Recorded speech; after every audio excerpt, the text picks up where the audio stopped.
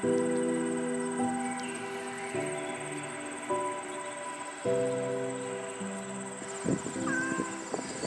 everybody to my channel. My name is Jim, and what I have is a half-acre backyard area where I'm trying to duplicate permaculture principles. I plant wildly, I've let a lot of grasses grow, but what I've planted so far is about 30 different fruit trees and about 100 different berry bushes, on top of asparagus and some other annual vegetables. That's on top of probably the 1,000 sugar maple trees that have sprung up just naturally, along with at least 100 other black, like American walnut trees. So what I do is I research different plants and what fruit I want to eat, and I kind of plug them in as I go. So today what I'm going to be doing is I have 2 more plum trees that came in, and I'll take you over. What I wanted to kind of explain in this video was what to expect when ordering trees, kind of where you can get them, and then the procedures on how to plant them, like how deep they need to be, with the watering in process, and some site selection itself. So stay tuned. So I'll take you over here. I just got these delivered just this morning, and this is the box that they came in. I generally order from Stark Brothers for trees. I guess I don't really have anything bad about like Jung Seeds or any of these other tree companies. However, I have been very pleased with the selection that Stark has, and also how they box everything. This is generally what you can expect. They're definitely usually stapled closed. They'll have a protective area here, and you can always use that for sheep mulching, I suppose. But each one is individually packed, so I'll show you what this looks like. So like in the case of this, they left that one down there. Sometimes it'll have a sleeve too around it. It'll come in a box, but they'll have the whole tree protected itself, and they usually come, I mean, depending on the year, the time of the year, they usually come with leaves or what have you. But the most important part is the roots themselves, and this is already just still moist, and you can actually see some of the feeder roots there. You can order bare root and things like that, but what does it even have on here? Mañana? Okay, what it is a Starking Delicious Plum Standard. So this will get to the standard size of whatever a plum gets to, and I'll look it up and let you know in just a second. So officially, this tree will get 18 to 20 foot tall and 18 to 20 foot wide. So that kind of helps me narrow down where I'm going to put said tree. I was thinking about, we just planted some random flowers from like Lowe's or something like that. You can see we put a little guy there, a little yellow guy there, and a little pink purple guy there. But I'm more worried about the trees I already have. So this is Cornelian cherry. That'll get about, well, they said like 50 to 60 foot tall, if I'm right. I know that's going to be a massive tree anyways. There's an apple right here. There's an autumn olive right there in front of me. And then here's like an aronia bush. There's a service berry right here. And of course that maple tree, which may or may not. It might stay there its whole life, we'll see. But as it is with most of these things, if I see kind of a corner just open up, and I think it'll be right here. I think I'll put it right in that spot. So just so you know, this whole area has a lot of gravel in it. That's why there's a lot of stuff planted on this side and a lot of stuff planted over there. So if I planted here, there shouldn't be too much gravel. 20-foot tall. Shouldn't really be too bad. It won't get in the way of this apple tree that's here, possibly. So yeah, so depending on the spacing and the size of this, I'm gonna put it, ooh, it's so hard to decide. I'm just gonna put it right here. So that'll be about 20 foot tall. That maple tree may survive, or may let it survive. I have an apple tree right here, right at the base of that yellow flower there. And then the second one, we'll have to see. Alright, before I dig a hole, I want to show you exactly how this actually comes in. So it comes in this plastic little sleeve, keeps all the trash out, and then usually I dig the hole and then take it out of the box. Maybe I can do it with one hand. Let's see. Not exactly, but so this is how the tree will come out. What I usually do is I want to mix what the plant has already been growing in with the dirt, of course, on the property. And what I've seen from Stark Brothers lately is none of these roots are really too bound up. You don't see a lot that are, for instance, that go down and then like loop around and go around the other side, because we don't want roots that are circling or twisting around. So a lot of these are actually pretty good. I generally do pry this apart to some extent to try and get rid of some of the loose soil and stuff like that. You could even spray it down with water to let it naturally separate.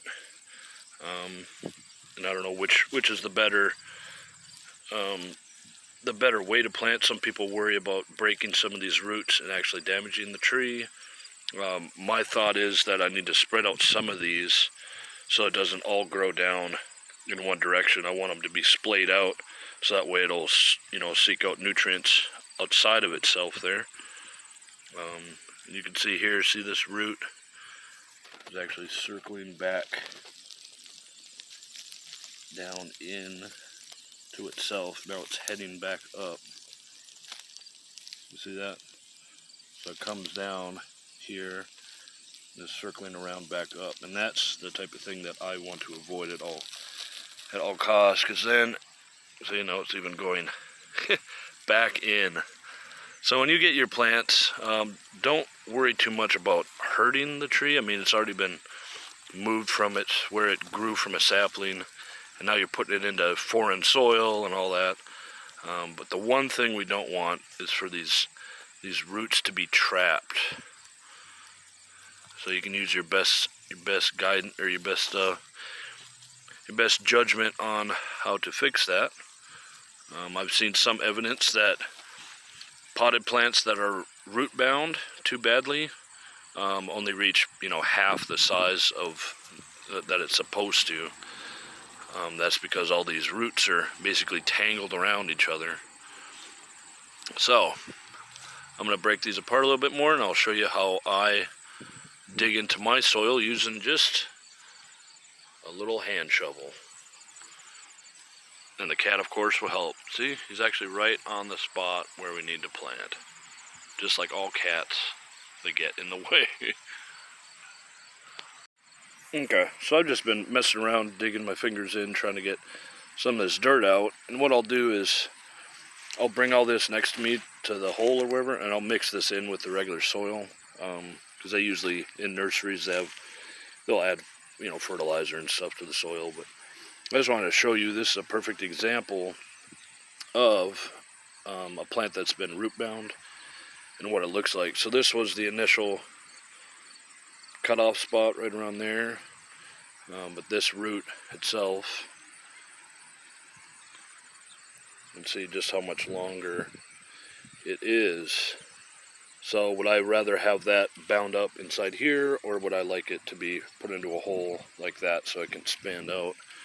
That's what I'm talking about with getting something that is root bound and freeing it up, at least a certain amount. Because I'm not breaking any of these things. These roots are still moist, and I'm going to water it in. So There will be shock of some sort, but it'll be able to get all the nutrients it needs to, even if it drops some of these leaves, it'll be able to grow them right back. We're still pretty early in the year. Now, the good thing about letting your grass grow wild, if I don't fall, letting your grass grow wild in your backyard is that you have all of this grass covering the soil and keeping it moist. So you can basically just pull it out, let the cat smell it, and set it to the side. And that just clears open a path for me to dig out. You might find little bits of plastic, which is super awesome. Meow.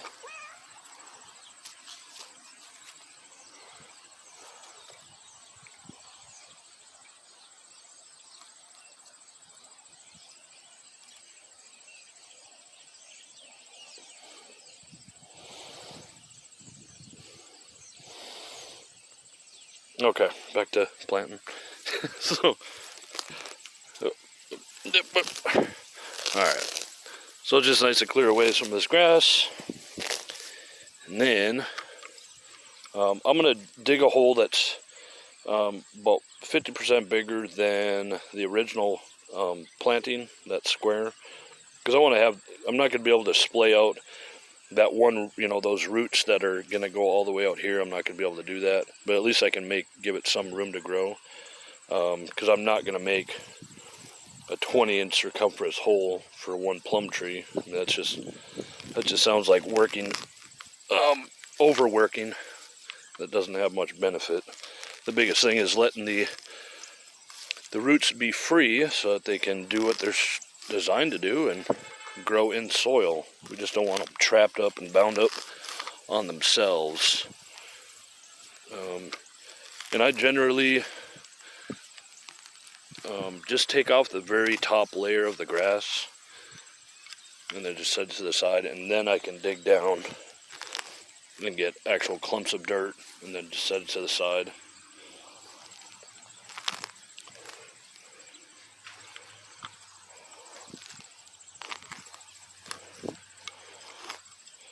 And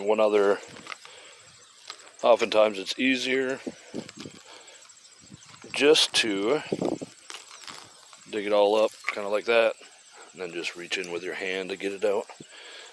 Rather than, because I've had these snap before, so like digging down super hard and trying to pry up can be a lot more difficult than just stabbing into the ground a bunch of times and then reaching your hand in. Is that a good hole? Is that a good hole? How's the dirt? Is it good dirt? Meow. That's it? Well, you're stuck. You gotta get over there. Okay, now here's a hole in our tree. Gonna get an idea how deep it is.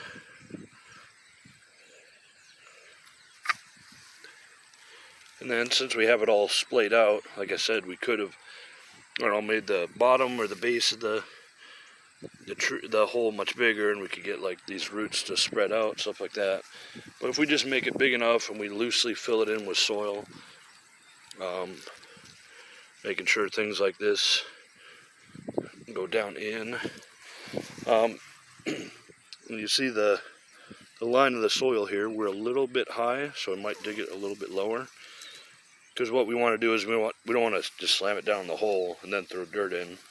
As we want the soil underneath to be a little bit looser.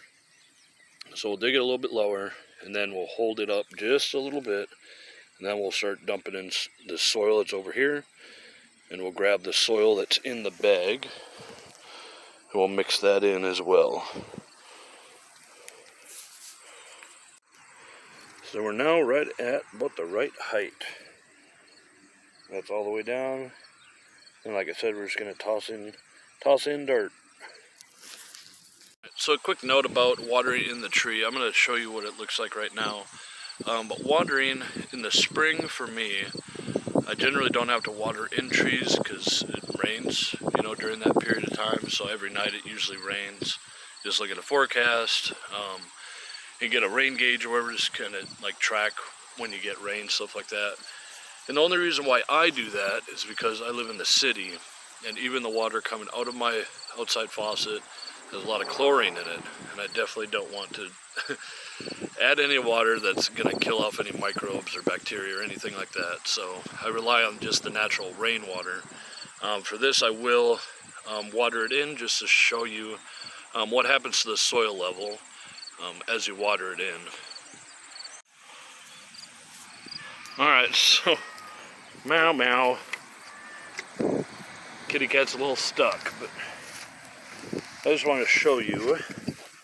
So the soil here is a little bit higher than it ought to be, and when watering in a tree, just imagine that all the dirt and all that is very loose and all that, so it's gonna, as the water goes through, it's gonna displace air. It's gonna bind all the roots to the soil, or at least help them to. And what you want to do is, as a rule of thumb, is just let it pool the first time. We're gonna get it in the area. Let it pool once. You see how the water has gone down, and then we just do that again. You see how it's pooled there. It's not like, I mean, I'm not trying to make this an exact science. You just want to get some water to go through those roots, through the soil and all that, to kind of bind it together. Because right now it's mostly dry soil and, you know, damp roots. So you just do that for each one. And like I said, I usually don't use faucet water, but I'll risk it this time just to show you. But and then as it rains more and all this dirt settles and stuff, it'll get down to, if you see right here, this is the actual, this is like the crown of the tree. And then just to top it off, what I do is I grab all those grasses that I had pulled up before to cover the soil, to help retain moisture and all that. And I'm not worried about any grasses out competing my, 2-foot tall plum tree. The maple that sprung up by itself obviously did just fine, along with that maple that sprung up a year prior to it. So I'm not worried about grasses out competing anything as far as sunlight. So I'll leave you with a little video of the cat, whatever the cat's doing. I'm gonna go out and plant this other plum tree. I'm not sure where I'm gonna plant it, but if you want to watch my next video, it might be there, because I'm gonna keep it a secret for now. So that'll be like a cliffhanger. Like, where did he plant the other plum? Is it next to that yellow peach there? I don't know. Maybe it'll be over there by some aronia bushes. So we'll see. Thank you for watching. I hope this helped. Most of these trees usually take me, 3 minutes to plant, and that took me about 20 with recording and playing with the cat and all that. So thank you again for watching, and we'll see you next time. Bye bye.